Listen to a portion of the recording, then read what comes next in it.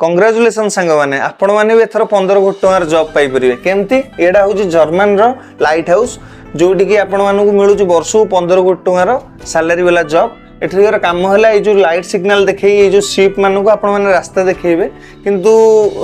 एटा आपण मानू 24 घंटा करिया पड़ो कहीं जो लाइट हाउस अच्छी जो लाइट हुए आपण को 24 घंटा ऑन रखियार अच्छी हुए तो ये जो जॉबटा आपण मानू एते कष्ट देखा जाउ नथिबो